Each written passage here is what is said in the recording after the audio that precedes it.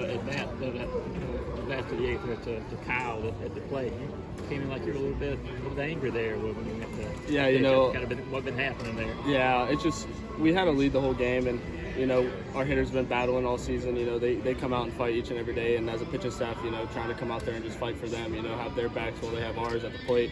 So I think my mentality was just attack the guy. You know like that's kind of been my thing, especially as I've grown. You know just let the chips fall where they may, and just do what I can do and control what I can control. I know innings 5 through 8 is a little frustrating from a pitcher standpoint. You know, guy got on, he walked in or hit by pitch. I mean, just kind of speak to that kind of frustration as a pitcher when that kind of thing continues to kind of happen like that. Yeah, you know, we just got to attack the strike zone. You know, hitting's hard enough as it is. You know, sometimes we kind of blow it out of proportion and be like, you know, these guys are really good hitters. Yeah, they're in the SEC, but, you know, hitting's still hard. You know, getting a hit 3 out of 10 times is amazing, you know. So just attacking guys and getting ahead in counts, you know, it puts a lot of pressure on hitters, especially in that mindset. So just getting ahead, you know, I feel like that's something that we can do better going forward. And I know Coach talks to you all the time about not putting one game over another, you know, not the level head, killing all that. That being said, how big was the swing today? It was huge, you know. I think I really liked where we were, you know.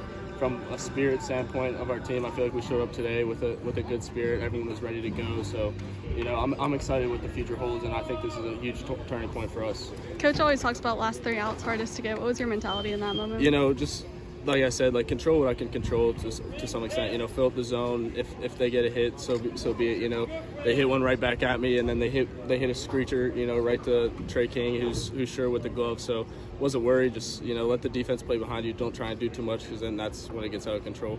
Got time for one more?